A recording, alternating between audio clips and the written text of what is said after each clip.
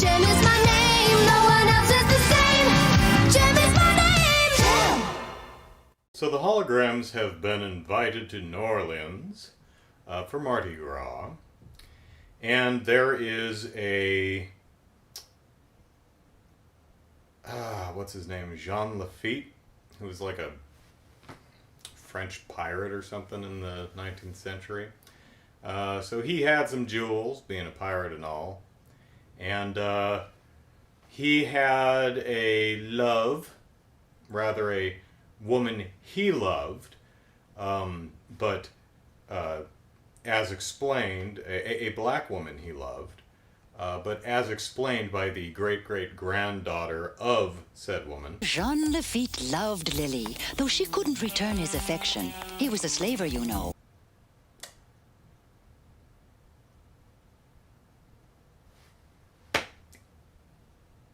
Yeah, that would do it. That would do it.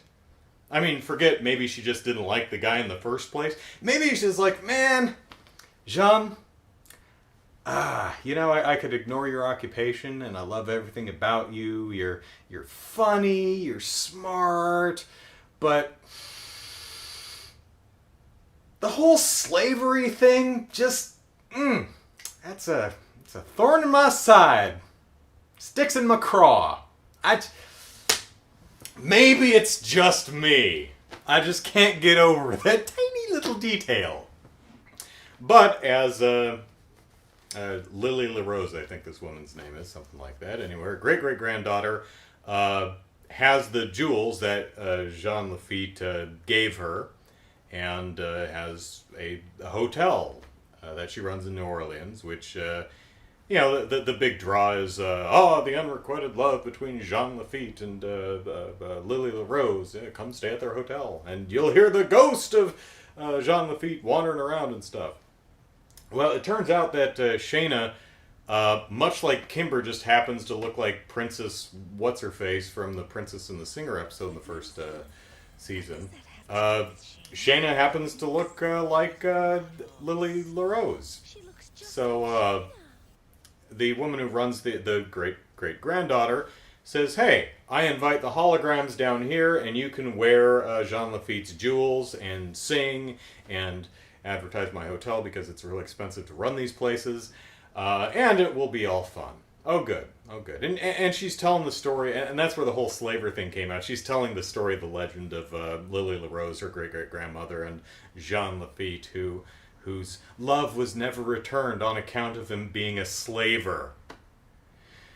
And she goes on with the story, and she's like, okay, but great-great-grandma LaRose was a patriot, and she helped Andrew Jackson in the Battle of New Orleans. And I'm like, oh my God, what does that have anything to do with it? Andrew Jackson was probably worse than this guy.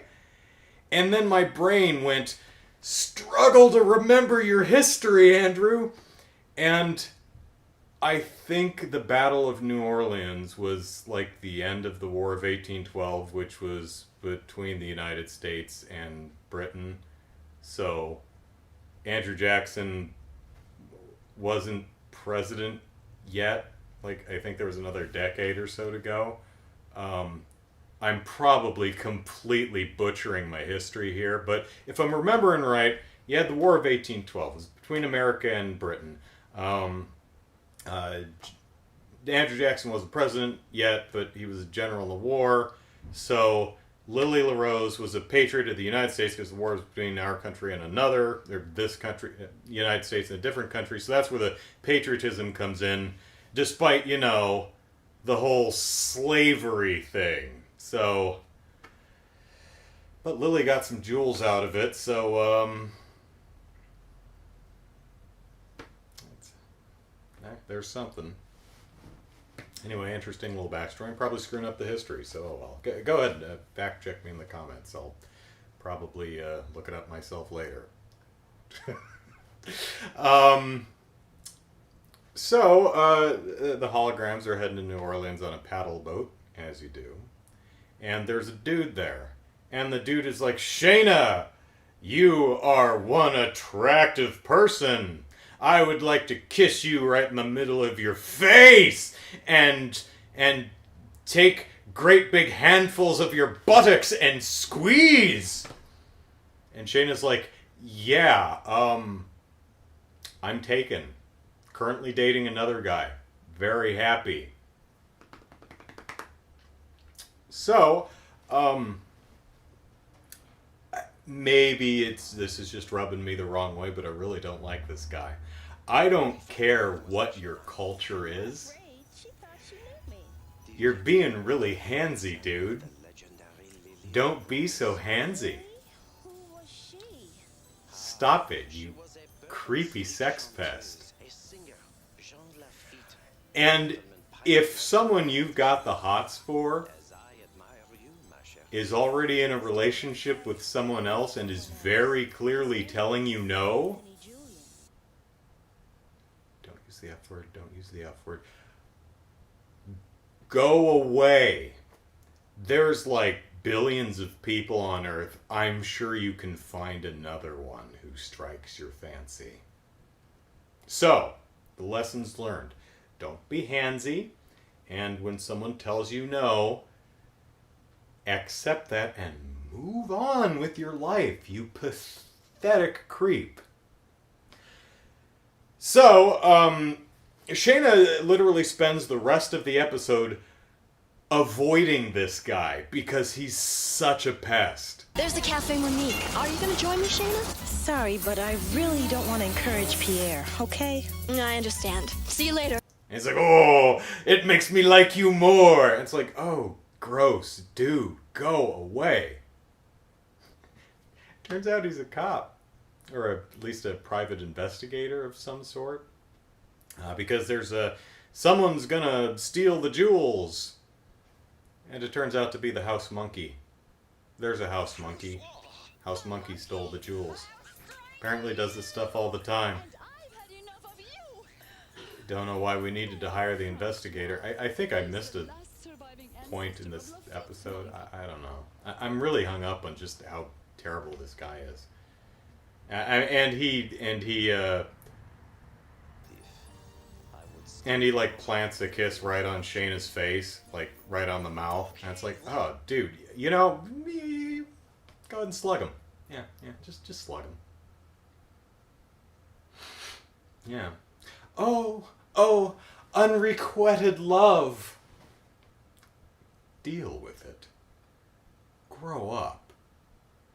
Oh, the Misfits are there too. So they hire some local zombies, which exist in a gang called the Zomboys, or guys dressed up like zombies. So they're like, hey, get the holograms out of the way. So the Misfits take their place, and they get to wear the jewels in the parade. And Stormer, I'm very sure that nobody looked up your skirt while you were walking across the shoulders of the crowd. I'm very confident that no one went, so that's what color undies you wear. So, no need to worry about that, Stormer. No need to worry about that at all. I did overall enjoy the episode, except for that guy. You know, the sex pest guy. It takes place during Mardi Gras, so a lot of really fun outfits. The Holograms sing a song called Everybody Wears a Mask, which is a very nice song, and there's a Scooby-Doo moment where everybody wears a mask, and pull the mask, and everyone under the mask is another mask, and they get to the final mask, and I'm like, Cobra Commander? I mean, wrong color, but Cobra Commander? Well, I mean, Hasbro is a part of the team that brought us the show, so okay. Yeah, so I didn't talk much about the episode because I just got really annoyed with this guy. Yeah, it's fun. JEM falls into accidentally hits a switch, and the cabinet she's leaning against flips around. She gets trapped in the walls of the house because, you know, secret passages and stuff. And then the other holograms get kidnapped by the Zomboys that the Misfits hire. And Jem wanders through the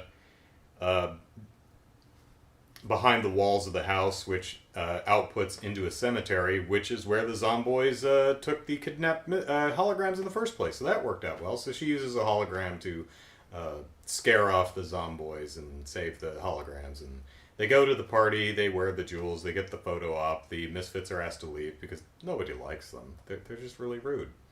Oh, there's a great scene where they reprise Surprise, Surprise, a song from Season 1. And they're on a trolley, and they're like, oh, hey, the hologram, surprise! And they sing Surprise, Surprise, and it's really funny because everyone no one's rocking out. Everyone's just sitting there kind of stoic watching these dingbats dance around and futz around with the driver, who's, they play with the brakes, and he's like, no, stop that. And they're like, no, we're having fun. And, oh, the Misfits are wonderful. Oh, there's another great point where the Zomboy kidnaps the holograms and drives them to the cemetery. And he says, now you're all going to stay right here. And the holograms say, no.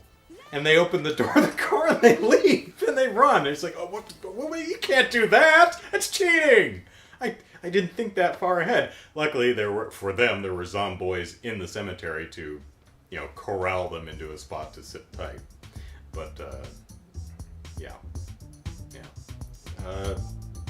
So Jem and the Holograms. Don't be a sex pest.